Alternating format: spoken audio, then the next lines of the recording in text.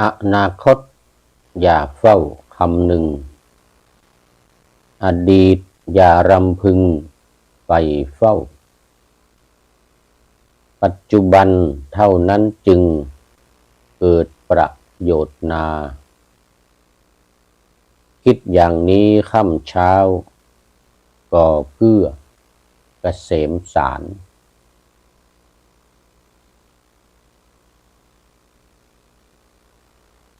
อนาคตอย่าเฝ้าคำนึงเดาไปฝันถึง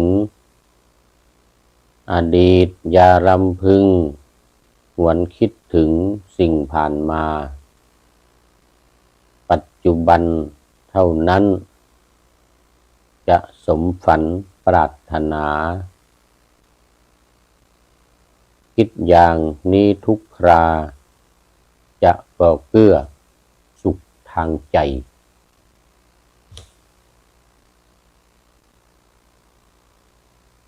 ร่างกายนี้ที่แท้แค่บ้านพัก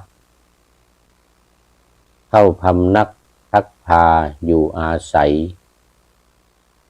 30,000 วันต้องกันยื่นคืนเขาไปวิงวอนใครไม่อาจขอต่อเวลา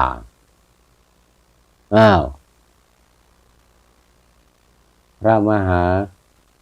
เฉลิมเกียรติอาจารย์มหาเฉลิมเกียรติเข้ามาแล้วแต่หัวรุ่งเลยวันนี้กำลังปะหน้าธรรมาสไป2 บทปะหน้าธรรมาสไป2 บทอาจารย์มหาเฉลิมเกียรติเข้ามาแล้วสาธุครับบอกกราบนมัสการถวายความเคารพครับมานะถวายความเคารพมาแต่เช้าเลยเดี๋ยวปะหน้าธรรมาสต่อก่อน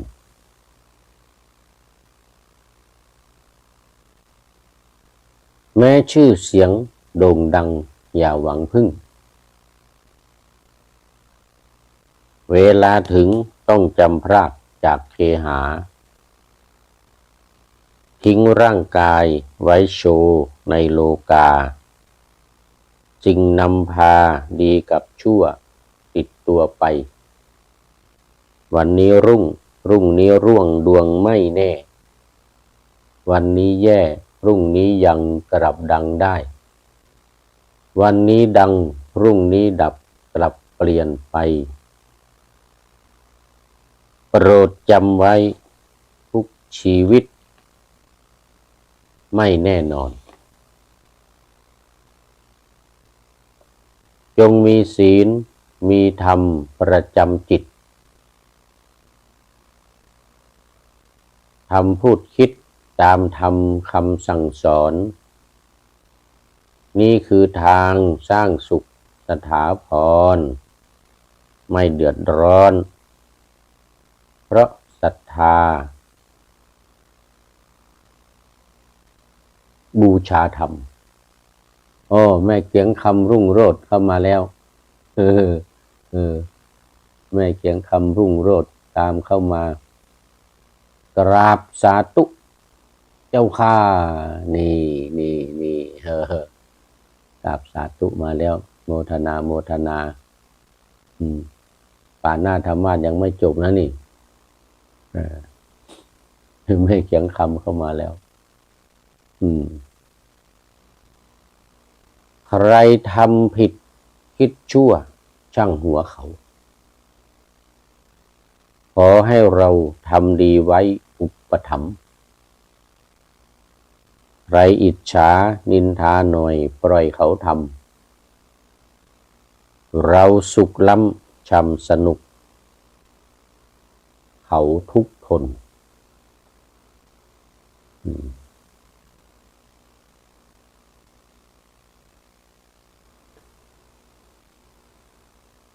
พระไตรปิ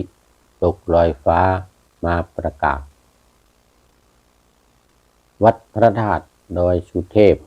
ทานกุศลอำนวยธรร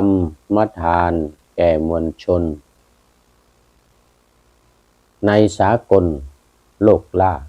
ธรณี ออกอากาศทางวิทยุพชจวดอยสุเทพทำวิถี จังหวัดเชียงใหม่นครพิงนี้ จะสาธกยกคัมภีร์มาบรรยายสามเณรน้อยสังเหลือมาอีกแล้ว สามเณรน้อยสังเหลือวัดป่าแดงมหาวิหารบอกว่ากราบสาธุสาธุครับหลวงพ่อที่เคารพครับมากันนะกราบสาธุสาธุสาธุหลวงพ่อที่เคารพครับโอ้สามเณรน้อยวัดป่าแดงก็ตื่นแต่เช้าเลยเหมือนกันโอ้แต่ว่าตอนนี้มันโอ้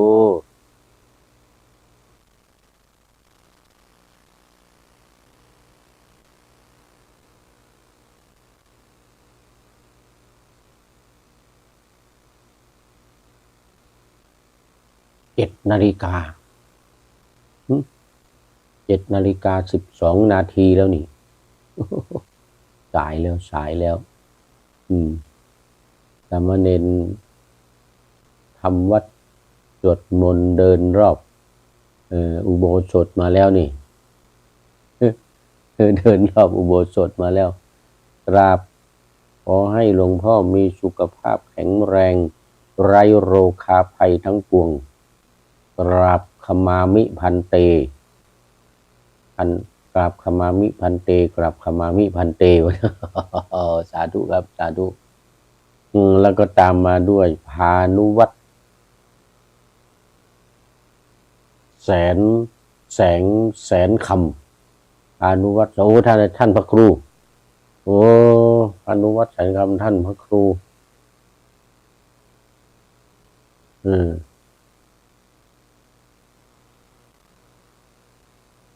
รองอธิการบดีวิทยาลัยสงฆ์ลำปางโอ้ใช่แล้วดิใช่แล้ว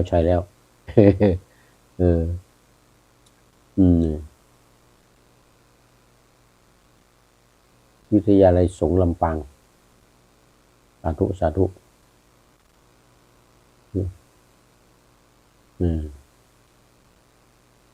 มัดสวดมนต์แล้วเหมือนกันเนี่ย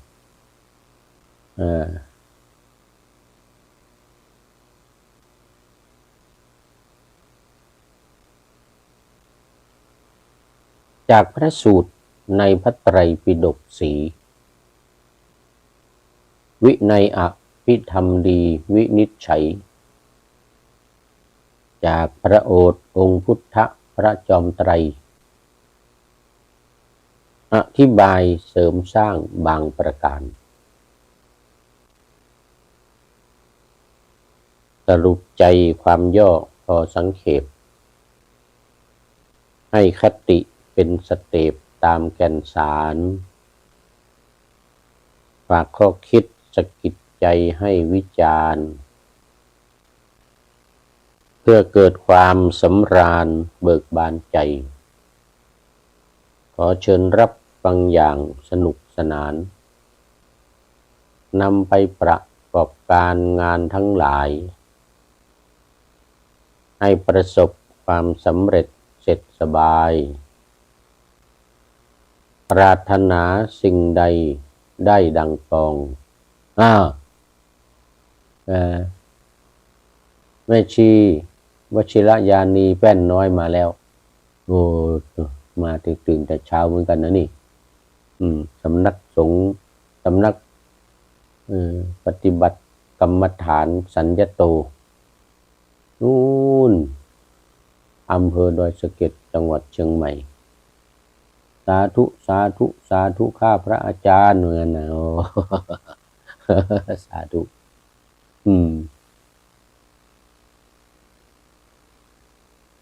เป็นยังไงเนาะนี่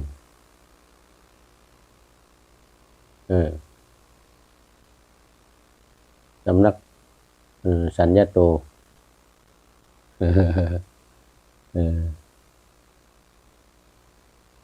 ตื่นแต่เช้าเหมือนกันตื่นแต่เช้าเหมือนกันสาธุปฏิบัติตามธรรมคำสั่งสอนจะให้ผลดลพรย้อนสนองธรรมะจักรักษามาคุ้มครองท่านผู้ฟังทั้งพ้องตลอดไป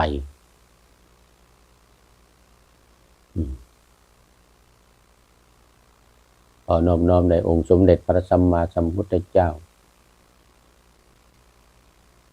ขอถวายความเคารพ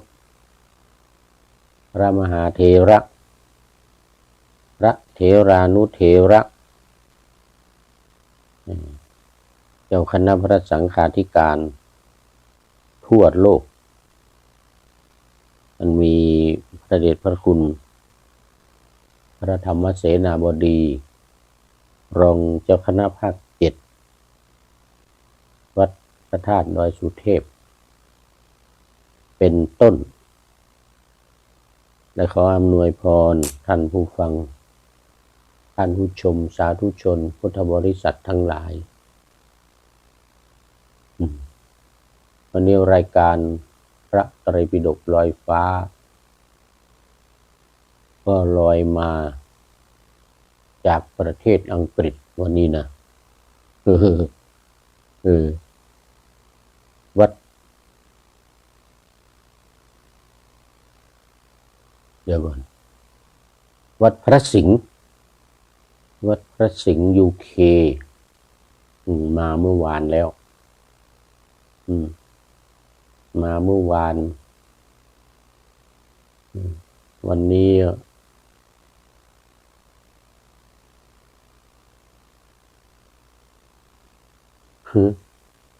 เดี๋ยวก่อน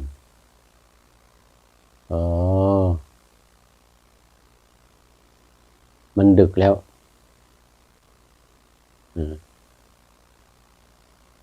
ตอนนี้1:18 นาทีตี 1:18 นาทีแต่ท่านอาจารย์กายหานลงค์ยังไม่หลับท่านโอมท่านกายยังทำงานอยู่เตรียมงานกันตอนนี้นอนกันตี 4นู่นว่างั้นนะตี 3 ตี 4นู่นพากันเข้านอนกำลังเตรียมงานหนักวันที่23นี่วันที่23นี่จะมีงานวางศิลาฤกษ์สร้างฐานเจดีย์สร้างฐานเจดีย์วัดพระสิงห์นะเจดีย์น้อยวัดพระสิงห์ที่อยู่ด้านหลังนะอยู่ด้านหลังเจดีย์ใหญ่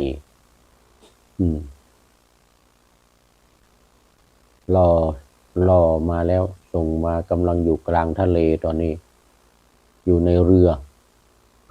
อยู่ในเรืออยู่กลางทะเลอยู่ในเรือ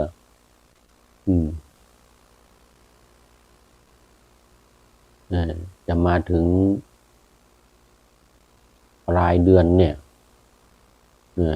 ปลายเดือนเนี่ยก็ไม่แน่นะจะทันวันที่23เนี่ยสาธุขอให้มาทัน23นี่นะ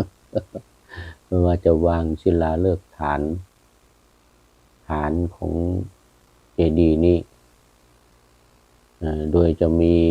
หลวงพ่อใหญ่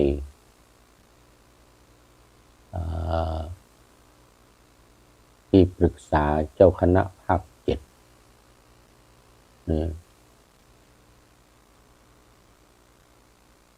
วัด7 ยอด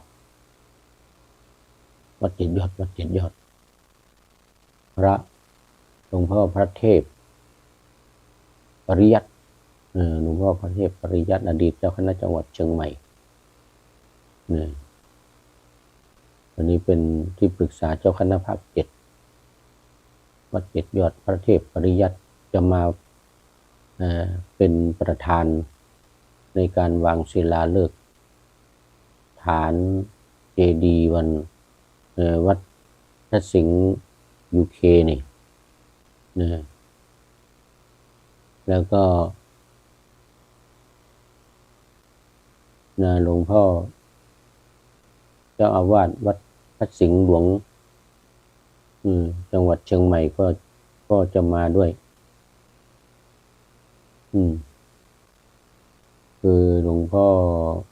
ใหญ่พระเทพสิงหวรมุนีสิงหคณาจารย์เดียวกันสิงหวราจารย์เทพสิงหวราจารย์เดี๋ยวจะจำผิดหลวงพ่อองค์เก่าหลวงพ่อองค์เก่าเทพสิงหคณาจารย์หลวงองค์เก่านะหลวงพ่อเจ้าอาวาสองค์เก่า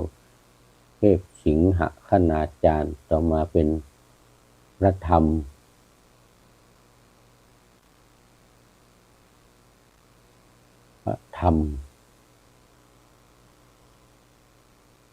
มสิทธาจารย์ธรรมสิทธาจารย์องค์เก่าองค์เก่าจากเทพสิงหคณาจารย์มาเป็นพระธรรมสิทธาจารย์แต่ว่าองค์ปัจจุบันนี้พระเทพสิงหวราจารย์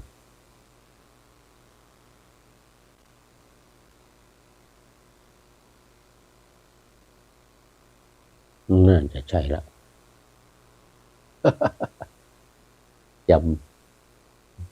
จำผิดถูกต้องขออภัยเพราะว่าตอนนี้มัน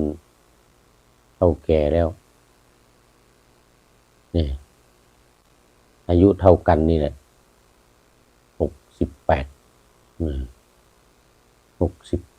หลวงพ่อเจ้าอาวาสวัดพระสิงห์นะเป็นเซี่ยวกันเป็นเซี่ยว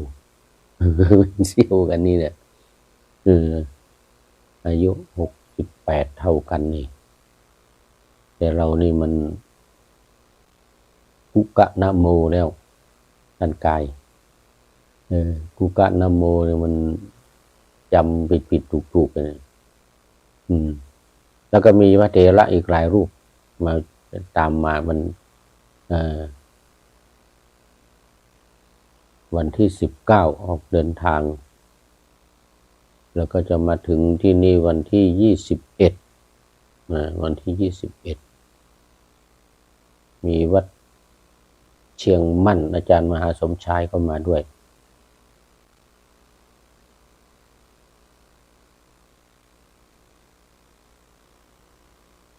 มีอีกหลายรูป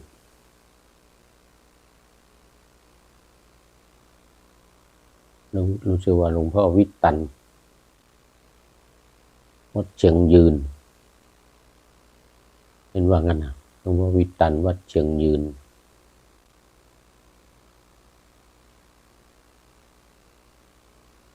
มาเป็น10 กว่ารูปนะมีพระมา10 กว่ารูปญาติโยมมาอีกน่าจะ10-20นะเป็นคณะใหญ่เลย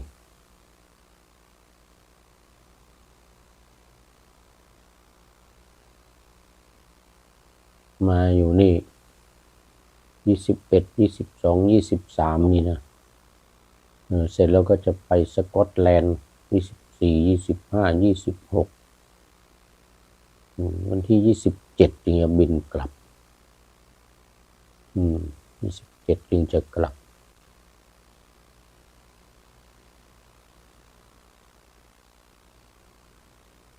วันที่23นั้นนอกจากว่าวางศิลาฤกษ์ฐานเจดีย์แล้วนี่ก็ยังมีเป็นการฉลองวัด สิงห์ยูเคนี่ด้วยครบ11 ปีนี่พอแป๊บ11 ปีแล้วโดยมีท่านอาจารย์ครูศรีสิงหกิจวิเทศหรือท่านอาจารย์พระมหาธีรศักดิ์ธีระธรรมโมซึ่งเป็นประธานสงฆ์อยู่ที่นี่ท่านก็อยู่ที่นี่มา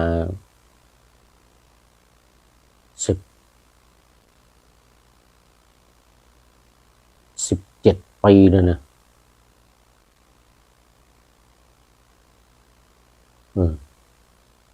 อยู่นี่อยู่อังกฤษมา17 ปีแล้วนู่นนะตั้งแต่วัดมหาธาตุคิงส์บอมรีนู่นน่ะมา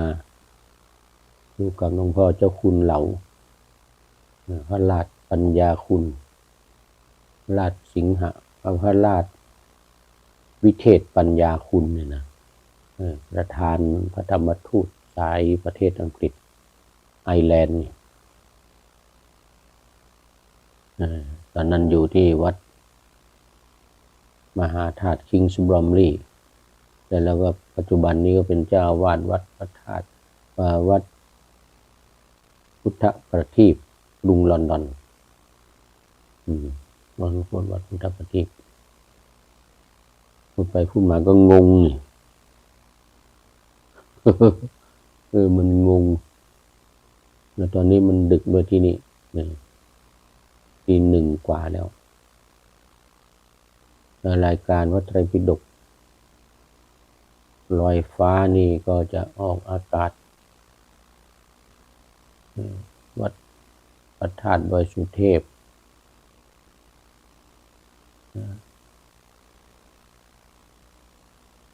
โดยสถานีวิทยุพระพุทธศาสนาแห่งชาติและจริยธรรม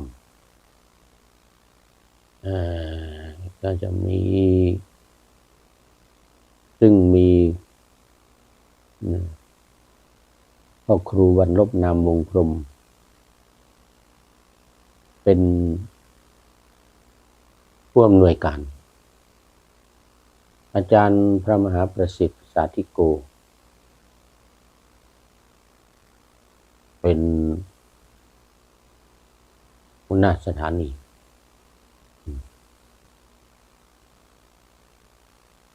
แล้วก็มีอาตมาภาพพระครูปริยัติยานุศาสตร์เป็นผู้บรรยายเล็กๆน้อยๆวงเล็บวงเล็บเล็กๆน้อยๆเพราะว่าส่วนใหญ่ก็จะเอาพระไตรปิฎกเป็นหลักนี่อย่างวันนี้ก็อยู่ในสูตร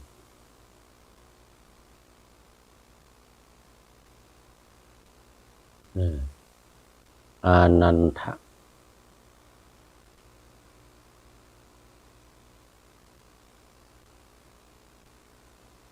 เอ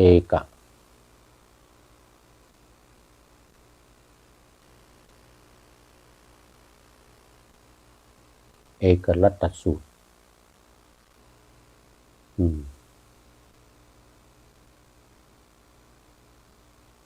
อานันทะเอกลัตตสูตรจะเป็นสูตรที่2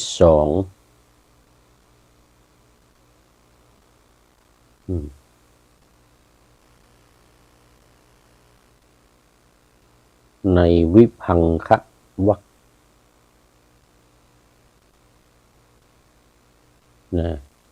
ในสูตรที่2ในวิพังคะวรรค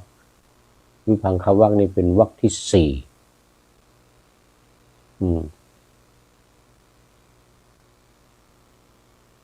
วรรคที่4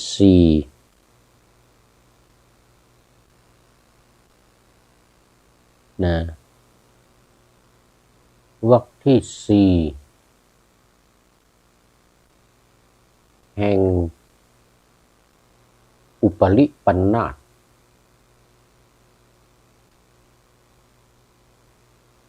มัชฌิมนิกาย พระสุตตันตปิฎกเล่มที่14วรรคที่4แล้วมี5วรรควรรคที่4นี่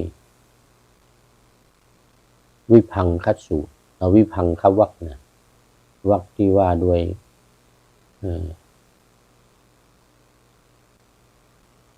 การจำแนกธรรมวิพังคะวรรคที่ว่าโดยการจำแนกธรรมวรรคที่4แห่งอุปริปันธสุดท้ายนะมัชฌิมปันธที่2มูลปันธที่1มูลปันธเนี่ยอยู่ในเล่มที่12วัตถปิฎกเล่มที่12มูลปันธมัชฌิมปันธนี่เล่มที่13แล้วก็มัชฌิมปันธเดี๋ยวก่อนอุปริปันธที่4เล่มสุดท้ายวรรคที่4แล้วก็อีกวรรคหนึ่งวรรคที่5มี10สูตรที่1เอกลัตตสูตรสูตรที่2นี่อานันทพัทเทกลัตตสูตรอานันทพัทเทกลัตตสูตรเป็นสูตรที่ว่าด้วยผู้รู้ราตรีเดียวเจริญผู้เจริญด้วยราตรีเดียวสูตรที่2นี้พระอานนท์ผู้รู้ราตรีเดียวเจริญ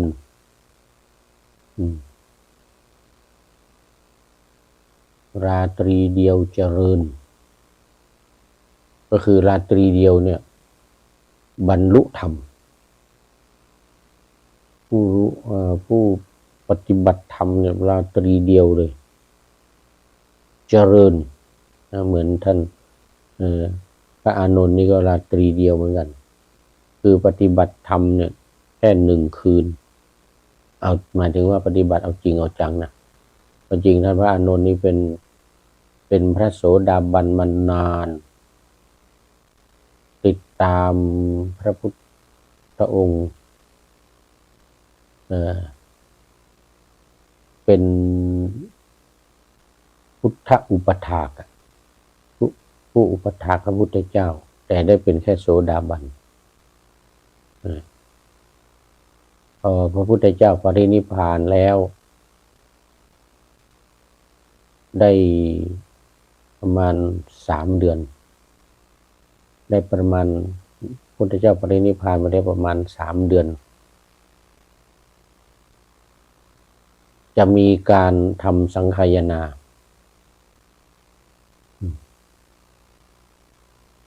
พระอานนท์ก็เลยต้องเร่ง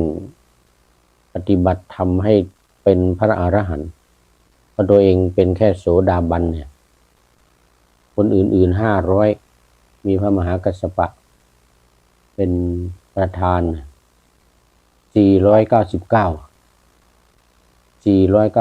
รูปเป็นพระอรหันต์หมดเป็นพระผู้ใหญ่ทั้งนั้นมีพระอานนท์รูปเดียวเป็นโสดาบันวันพรุ่งนี้จะเริ่มทำสังฆายนา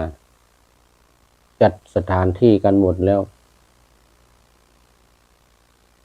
ตั้งอาสนะตั้งพระอานนท์จะต้องเป็นผู้ตอบคำถามเกี่ยวกับพระสูตรทั้งหมดตอนนั้นอภิธรรมก็ยังอยู่รวมอยู่ในพระสูตรนะยังไม่ได้แยกอภิธรรมพระสูตรแล้วก็พระวินัยเนี่ยยังไม่ได้แยกอภิจิต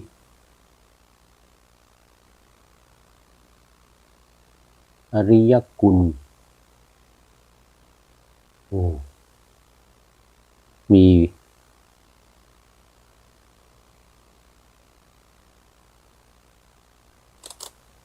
อืม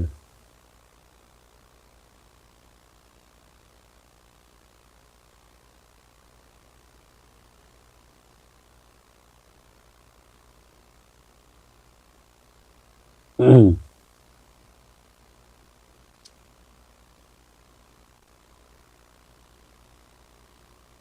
E U A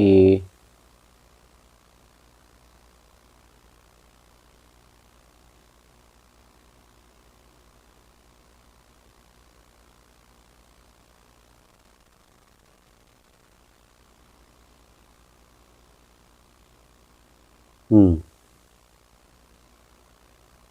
อริยกุลอภิจิตอืมอภิจิตอภิจิต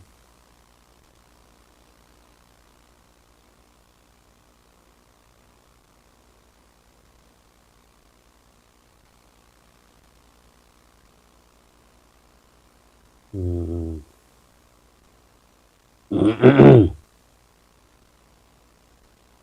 อริยกุลเอาอภิชิตอริยกุลแล้วก็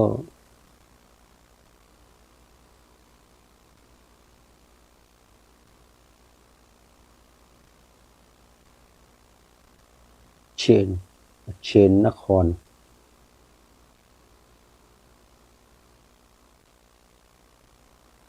อ่านยากนี่ตาอันนี้ไปแล้ว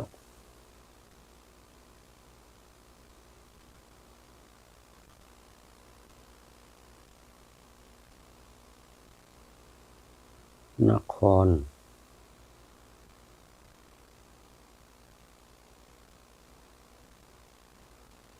โอ้เป็นพระด้วยเป็นพระด้วยสาธุสาธุโอ้ขอบคุณมาก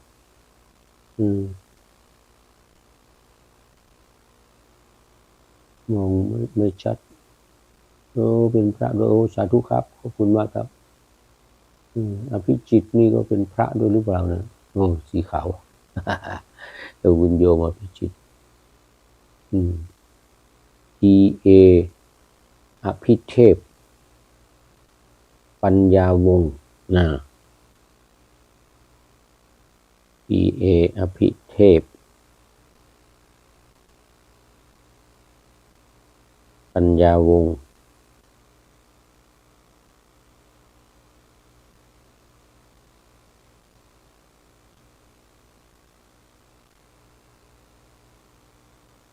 ปัญญาวงศ์อภิเทพปัญญาวงศ์โอ้สาธุสาธุน่าจะเป็นพระด้วยนะเป็นพระก็ขออภัยด้วยเด้อมีหลายท่านแล้ววันนี้เข้ามามีหลายท่านแล้วเข้ามาตั้งแต่ตอน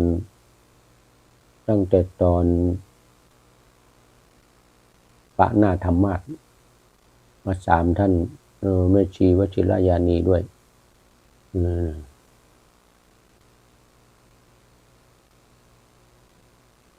แม่ชีวชิรยานีคัจเชนท่านคัจเชนนคร E A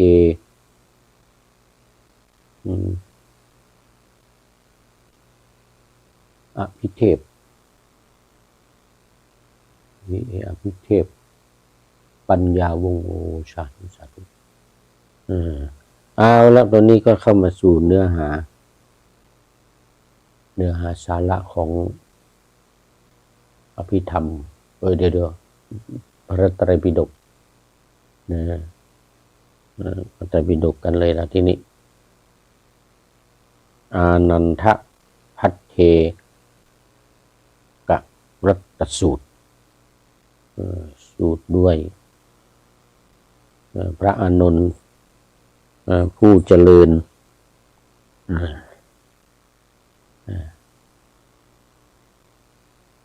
ราตรีเดียวเจริญอานนท์ราตรีเดียวเจริญขอกราบอนุโมทนาสาธุแด่ท่านพระอาจารย์ดร.มหาสวัยเทวปุญโญโอ้โหสาธุครับผมผู้เมตตาฝากแด่พุทธบริษัทเสมอมาว่างั้นนะเอิญสาธุสาธุสาธุประเสริฐแท้ดีนักเกินว่านะท่านอาจารย์อภิเทพบอกว่าประเสริฐแท้ดีนักเกินว่างั้นนะปัญญาผมครับสาธุครับขอบคุณมากก็เป็นกำลังใจนะครับเป็นกำลังใจวันนี้เอาออกอากาศตอนดึกก็เลยดูจะงงหรอกจะงงงิงอยู่นะมันดึกง่วงด้วยมันดึกมันง่วงดูจะงงงิงครับขอบคุณมากที่เนี่ยได้คอมเมนต์มาว่าโดยพระอานนท์แสดงเรื่องผู้มีราตรีเดียวเจริญอานันทพัทเทกรัตตสูตรสูตรนี้เป็นสูตรที่2ในวิพังควรรค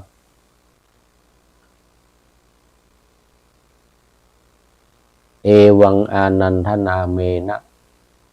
อิทังสุตตังมยาสุตตังข้าพเจ้าชื่ออานนท์ได้สดับมาแล้วอย่างนี้สมัยหนึ่งพระผู้มีพระภาคประทับอยู่ณพระเชตวันอารามของท่านอนาถบิณฑิกะเศรษฐีกรุงสาวัตถีครั้งนั้นแลพระอานนท์ชี้แจงให้ภิกษุทั้งหลายเห็นชัดชวนใจให้อยากรับเอาไปปฏิบัติเร้าใจให้อาจหาญแกล้วกล้าปลอบชโลมใจให้สดชื่นร่าเริงด้วยธรรมกถาและกล่าวอุเทศและวิพังค์แห่งบุคคลวิพังค์แห่งบุคคลวิพังค์คำชี้แจงผู้มีราตรีเดียวเจริญอยู่ในหอฉันครั้นเวลาเย็นพระผู้มีพระภาคเสด็จออกจากที่หลีกเร้นเข้าไปยังหอฉันเสด็จออกจากที่เล่นคือออกจากฌานสมาบัตินะเอาเมืองใหญ่มาอีกแล้วท่านตุลุงจรวัดฝายหินบอกกราบถวายความเคารพครับนะมาแล้วเมืองใหญ่นี้ไม่มานานแล้วนี่ขาดไปหลายวันแล้วตุลุงจรวัดฝายหินนี่ขาดไปหลายวันแล้วขอบคุณมากพระพุทธองค์ก็เสด็จเข้าไปที่หอฉันประทับนั่งที่อาสนะที่เขาปูลาดไว้แล้วได้รับสั่งเรียกภิกษุทั้งหลายมาตรัสว่าภิกษุทั้งหลายใครหนอชี้แจงให้ภิกษุทั้งหลายเห็นชัดชวนใจให้อยากรับเอาไปปฏิบัติเร้าใจให้อาจหาญแกล้วกล้าปลอบชโลมใจให้สดชื่นร่าเริงด้วยธรรมกถาและกล่าวอุเทศและวิพังค์ของบุคคลผู้มีราตรีเดียวเจริญอยู่ในหอชั้นนี้นะพระพุทธองค์ตรัสถามภิกษุทั้งหลายโอ้มาแล้วอาจารย์กายอาจารย์หานรงค์โสภณธรรมโมวัดสิงห์ยูเคยังไม่นอนยังไม่นอนนะเนี่ยตอนนี้ตี 1:46 นาทีแล้วยังไม่นอน พระอุดมปันดีโอสาธุสาธุท่านอาจารย์อุดมปันดีมาอีกท่านหนึ่งแล้วใกล้จะหมดใกล้จะหมดเวลา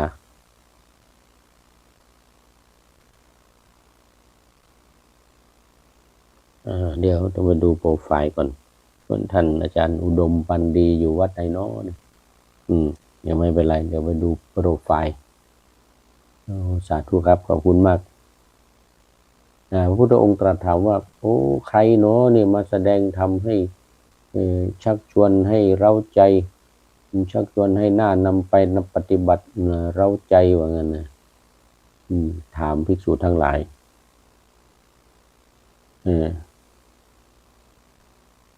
ภิกษุทั้งหลายก็ตอบว่า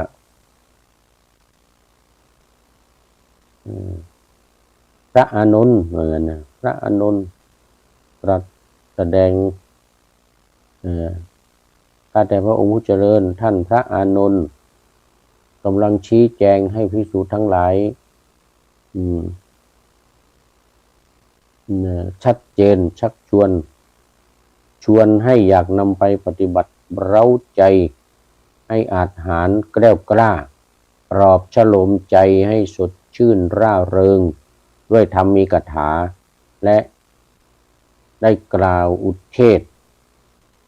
วิพังค์ของบุคคลผู้รู้ราตรีเดียวเจริญในหอฉันพระพุทธเจ้าข้าภิกษุทั้งหลายกราบทูลพระพุทธองค์พระพุทธเจ้าข้าลำดับนั้นพระผู้มีพระภาครับสั่งเรียกท่านพระอานนท์มาตรัสว่าอานนท์เธอชี้แจงให้ภิกษุทั้งหลายเห็นชัดชวนใจให้อยากรับไปปฏิบัติเป็นต้นและแสดงวิพังค์แห่งบุคคลผู้รู้ราตรีนานราตรีเดียวเจริญไว้อย่างไรท่านพระอานนท์กราบทูลว่าข้าแต่พระองค์ผู้เจริญข้าพระองค์ชี้แจงให้ภิกษุทั้งหลายเห็นชัด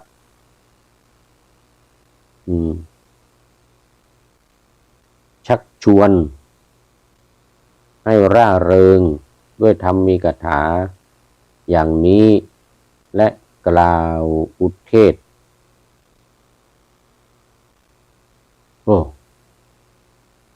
นี่คนจารุสีหานุจารุธรรมลักษณ์สีหานุจารุธรรมลักษณ์ท่านอาจารย์ วัดวัดอะไรเดี๋ยววัด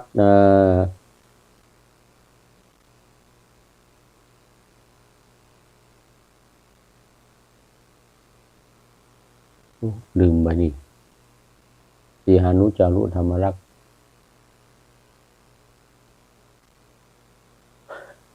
งงแล้วงงแล้ว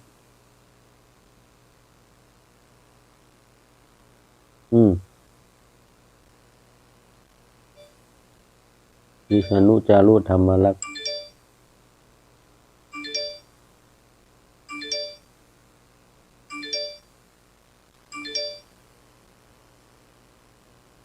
สีหานุจารุธรรมลักษณ์วัดเจริญสีหานุจารุธรรมลักษณ์วัดเจริญ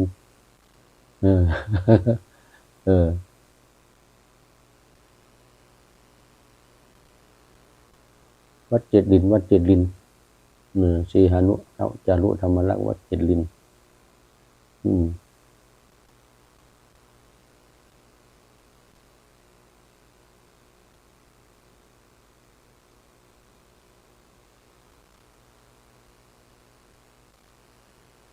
สีหานุจารุธรรมลักษณ์วัดเจริญ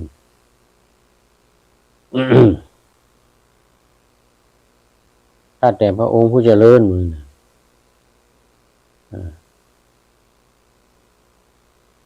ข้าพระองค์ แสดงวิพังค์ของบุคคลผู้รู้ผู้มีราตรีเดียวเจริญว่าบุคคลไม่ควรคำนึงถึงสิ่งที่ล่วงไปแล้วไม่ควรหวังสิ่งที่ยังไม่มาถึงสิ่งใดล่วงไปแล้วสิ่งนั้นก็เป็นอันละไปแล้วและสิ่งใดที่ยังไม่มาถึงสิ่งนั้นก็เป็นอันยังไม่มาถึงส่วนบุคคลใดเห็นแจ้งธรรมที่เป็นปัจจุบันไม่ง่อนแง่นไม่คลอนแคลนในธรรมนั้นๆบุคคลนั้นควรเจริญธรรมนั้นให้แจ่มแจ้งบุคคลควรทำความเพียรตั้งแต่วันนี้ทีเดียวใครเล่าจะรู้ว่าความตายจะมีในวันพรุ่งนี้เพราะว่าความผัดเพี้ยนกับมัจจุราชผู้มีเสนามากนั้นย่อมไม่มีแก่เราทั้งหลายพระมุนีผู้สงบเรียกบุคคลผู้มีความเพียรไม่เกียจคร้านทั้งกลางวันและกลางคืนซึ่งมีปกติอยู่อย่างนี้นั้นว่าผู้มีราตรีเดียวเจริญพระเจ้าค่ะเฮือนนะพระอานนท์กราบทูลพระพุทธองค์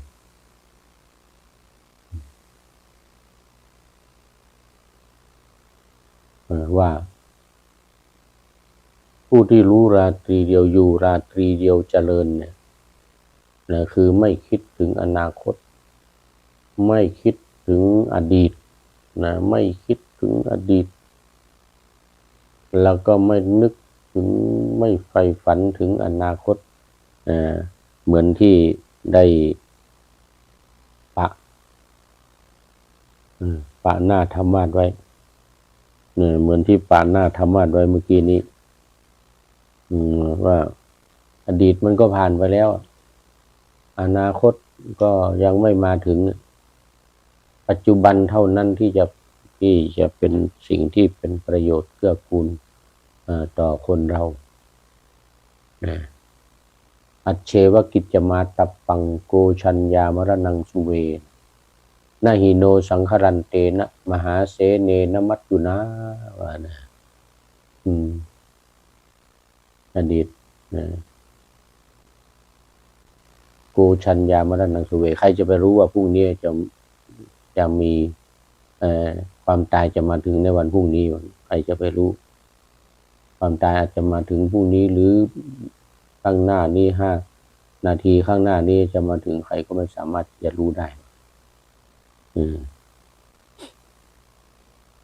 ที่เป็นบทประพันธ์นะเป็นโครงสี่สุภาพว่าอนาคตอย่าใฝ่เฝ้าคำหนึ่งอดีตอย่ารำพึงใฝ่เฝ้าปัจจุบันเท่านั้นจึงเกิดประโยชน์นะคิดอย่างนี้คำเช้าก็เกื้อเกษมสารแค่ที่ปาดหน้าไว้ปาดหน้าธรรมาสไว้ต่อไปเป็นข้อที่277บุคคลคำนึงถึงสิ่งที่ล่วงไปแล้วเป็นอย่างไรคือบุคคลดำเนินไปตามความเพลิดเพลินมีอยู่ก่อนนั้นว่าในอดีตเราได้มีอุปการะอย่างนี้ดำเนินไปตามความเพลิดเพลินที่มีอยู่ก่อนหน้านั้นว่าในอดีตเราได้มีเวทนาอย่างนี้ดำเนินไปตามความเพลิดเพลินที่มีอยู่ก่อนหน้านั้นว่าในอดีตเราได้มีสัญญาอย่างนี้เราได้มี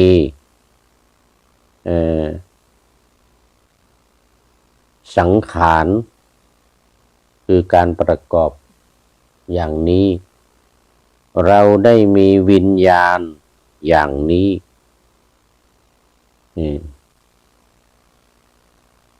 บุคคลไม่คำนึงถึงสิ่งที่ล่วงไปแล้วเป็นอย่างไรคือบุคคลไม่ดำเนินไปตามความเพลิดเพลินที่มีอยู่ก่อนหน้านั้นว่าในอดีตเราได้มีรูปอย่างนี้เวทนาอย่างนี้สัญญาอย่างนี้สังขารอย่างนี้และวิญญาณอย่างนี้ก็คือขันธ์ห้าเนี่ยรูปเวทนาสัญญาสังขารวิญญาณคือไม่ไปคำนึงถึงในอดีตว่าเนี่ยขันธ์ห้าเราเป็นอย่างนี้นะเวทนาสัญญาสังขารของเราเป็นอย่างนี้ไม่ไปคำนึงถึงไม่ดำเนินเพลิดเพลินไม่เพลิดเพลินถึงเบญจขันธ์ในอนาคตว่าในอนาคตรูปเวทนาสัญญาสังขารของเราจะเป็นอย่างนี้นี่คือการไม่ไปคำนึงถึง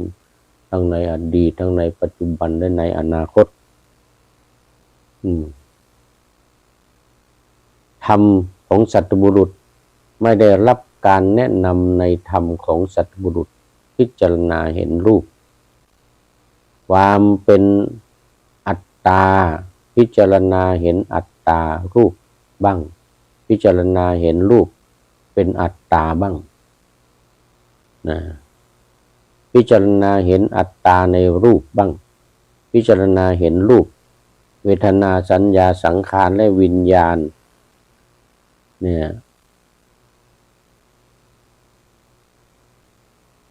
พิจารณาเห็นวิญญาณในอัตตาบ้างพิจารณาเห็นอัตตาในวิญญาณบ้างท่านผู้มีอายุทั้งหลายบุคคลง่อนแง่นคลอนแคลนในธรรมที่เป็นปัจจุบันเป็นอย่างนี้แหละบุคคลไม่ง่อนแง่นไม่คลอนแคลนในธรรมที่เป็นปัจจุบันเป็นอย่างไรคืออริยสาวกในธรรมวินัยนี้ผู้ไม่สดับได้เห็นพระอริยะฉลาดในธรรมของพระอริยะได้รับการแนะนำในธรรมของพระอริยะได้เห็นสัตบุรุษฉลาดในธรรมของสัตบุรุษได้รับการแนะนำในธรรมของสัตบุรุษไม่พิจารณาเห็นรูป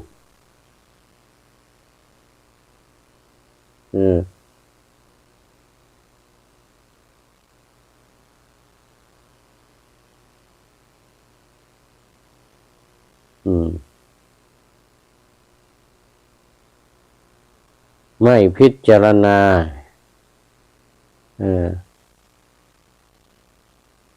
เห็นเวทนาสัญญาสังขารวิญญาณโดยความเป็นอัตตาบ้างพิจารณาเห็นอัตตามีวิญญาณบ้างพิจารณาเห็นวิญญาณในอัตตาบ้างพิจารณา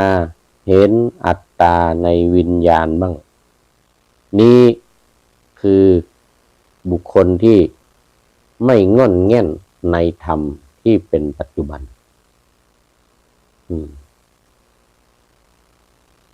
บุคคลที่ไม่ง่อนแง่นในธรรมที่เป็นอนาคตเป็นอย่างไรก็คือไม่พิจารณาเห็นรูปเวทนาสัญญาสังขารวิญญาณรูปเวทนาสัญญาสังขารวิญญาณว่าเป็นอัตตาบ้างไม่พิจารณาอัตตามีวิญญาณบ้างไม่พิจารณาเห็นวิญญาณในอัตตาบ้างไม่พิจารณาเห็นอัตตาในวิญญาณบ้าง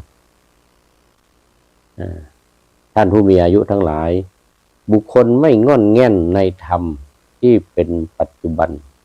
เป็นอย่างนี้แหละ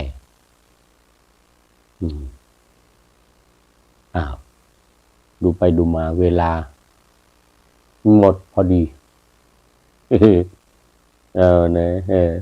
เวลาหมดพอดี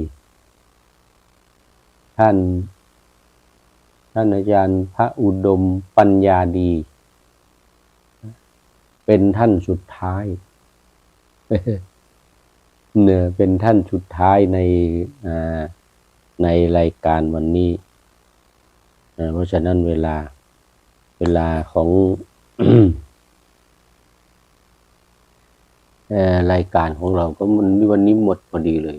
ท่านอุดมเป็นท่านสุดท้ายเข้าสู่เส้นชัยโมทนาขอบคุณทุกท่านที่เข้ามาในรายการวันนี้ที่ผ่านไปแล้วนะโดยมีท่านกายหานนรงค์ท่านหานนรงค์แล้วก็ท่านอุดมปัญญาที่เป็นท่านสุดท้ายในวันนี้โมทนาขอบคุณมากขอนำพระไตรปิฎกลอยฟ้าไปจากผู้ฟังทั้งหลายในโลกล่าวันต่อไปจะได้จรย้อนกลับมาสู่สถานีใหม่ให้ท่านฟังอย่าลืมเปิดวิทยุหรือเครื่องรับโทรศัพท์โมบายคอมพิวเตอร์ผัง YouTube เฟซเพจไลน์ให้ดังๆเพื่อชมฟังรายการวันต่อไปขอทุกท่านมีความสุขทุกคืนวันนำธรรมะประกอบการงานทั้งหลายเช่นขยันทำงานทางวาจากายใจขวนขวายกิจการงานนานาบำเพ็ญสาธารณประโยชน์เว้นสิ่งที่มีโทษโหดเยี่ยงสาประกอบแต่กรรมดีมีราคาแสวงหาเงินทองครองใจคนเสียสละพละทรัพย์นับมากน้อยไม่ให้ล้านก็ให้ร้อยไม่ด้อยผลเอื้อคนรวยช่วยคนยากฝากคนจนให้ทุกคนเท่ากันมาตรฐานเดียววัดบ้านก้องเวียงป่าซางลำพูนมาเป็นท่านสุดท้ายสาธุขอบคุณมากครับผมวัดบ้านก้องเวียงป่าซางลำพูนเป็นท่านสุดท้ายในวันนี้ขอขอบคุณมากขอเจริญพร